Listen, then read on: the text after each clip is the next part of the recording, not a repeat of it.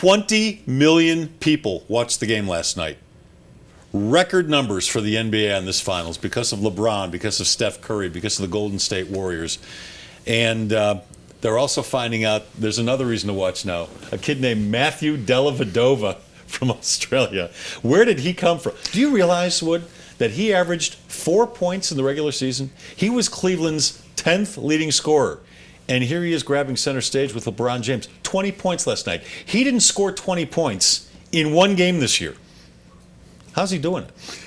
He is, to the Cavaliers, number 61. Do you know that story? I do.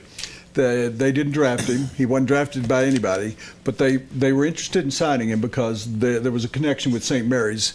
There is, as I mentioned yesterday, a connection between Australia and St. Mary's, which is in Los Angeles, where a lot of the Australian players come. They've had at least 10, 12 players. Remember when Metro State used to get a lot of players from Australia? Yes. It's a very fertile ground for basketball players that most schools don't recruit for obvious reasons. It's a long way away, and it costs a lot to go there and see players.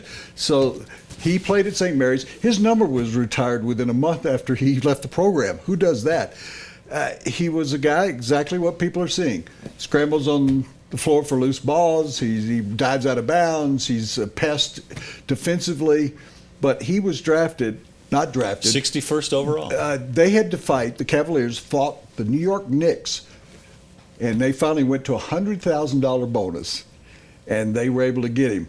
Can you imagine? He would have been with the Knicks. He probably would have come in that trade with J.R. Smith and he'd Jumper. Be a Cavalier anyway by now. Everybody else is. And so he makes the minimum, about $800,000 for a 2-year veteran.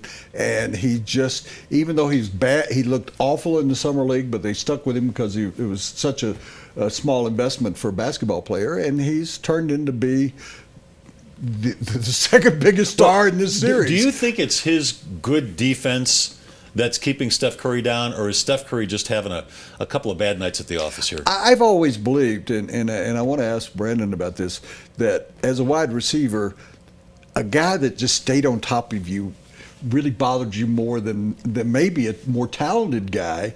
And I think that's the case, that this guy is, and I've nicknamed him for my sake, the pest, because he is just a guy that's always in your face. And that does make you think about it. You know, guys that lay off you, or maybe you're running over screens, and he's Curry's such a great catch and shoot player. I said yesterday he needed to get in the corner more, because that's where he is most deadly, in the corner, and he did more of that last night. But I think he just wants him to go away. He wants to hit the guy. Get away from me. Get away from me. Yeah. It's like having a mosquito following you at a party. I think the first game that was the case. He was in his face. He bothered him. He bothered him a lot. He was, like they say, he was inside his jersey. The second game, though, I think Steph Curry just had a bad shooting game. Turned it on a little bit at the end. In the first game, he was held to 0 of 8 when the kangaroo was guarding him. I'm going to call it the kangaroo. I like that better than the pest. When the kangaroo was on him. Just call him Kanga. When the Kanga koala, would be a cool name. That'd be a cool name. What? If somebody gave you the nickname Kanga, it's like Django. Kanga.